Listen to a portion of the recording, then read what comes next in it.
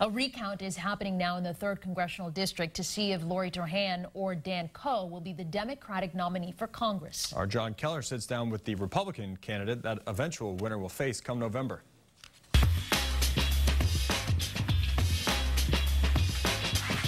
Good morning. Thanks for joining us. As we're taping, the recount is underway in the 3rd Congressional District to determine if Lori Trahan or Dan Coe will be the Democratic nominee for Congress to succeed the retiring Nikki Tsongas. Well, whoever emerges from that recount will face our guest this morning, GOP nominee Rick Green. He's CEO of 1A Auto, a successful online auto parts company. He has a degree in mechanical and aerospace engineering from Cornell and an MBA from the University of Virginia. Rick, congratulations on your primary victory and welcome. Thank you so much, John. Good to have you here. So, obviously, in the 3rd CD, which includes Lawrence and parts of Andover. Yeah. The big buzz this weekend is about the horrendous gas explosions that occurred on Thursday. You have made failing infrastructure and the need to repair it a major focus of your campaign. I'm sure some of our viewers have seen your TV ad where you're so sick of sitting in traffic from the broken down bridge that you dive into the river and swim across. Does what happened on Thursday fit into what you're saying? What's your response to what happened?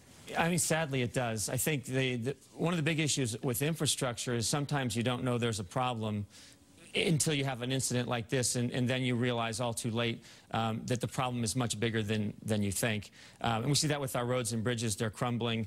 And that's why I talk about fixing the Rourke Bridge in Lowell and Route 2 from the Concord Rotary all the way out to Gardner. There's just so much, in Massachusetts, we're ranked 50 out of 50 states in terms of functionally obsolete bridges. Our infrastructure is so old, just from the nature, it's the East Coast, the nature of the topography and things like that.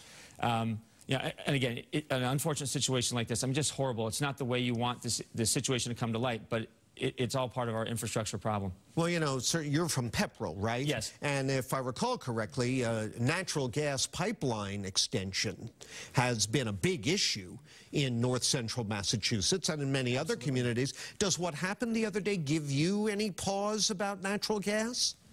Well, look, I think it's not so much pause, but it's our safety regimens and what we're doing to take care of the maintenance. I have experience in aerospace, and I understand pressure systems. I'm by no means an expert on natural gas. But, you see an incident like this, anytime you're dealing with people, there's always multiple redundant systems. Okay, so it's not just one failure. You have to have multiple failures before someone is going to be injured. And so, the question is, what's going on? And I would look first to the maintenance. How do we get to a situation where we let the infrastructure decay to this point? You can have these problems with electric lines. You can have them with roads. So it doesn't matter what type of infrastructure you have. What matters is the maintenance regimen and the fact that you're taking care of that infrastructure. Well, with regard to infrastructure that's maintained and financed by the public sector, would you be open to raising the gas tax to help pay for infrastructure repair?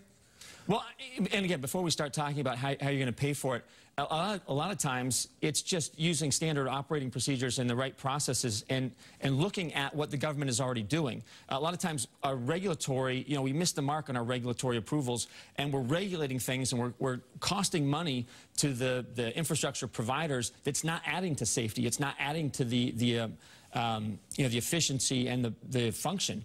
And so what you want to look at is to make sure what we're doing actually makes sense. A lot of times you can free up the money from things you're doing that don't make any sense to pay for the things that you should be doing.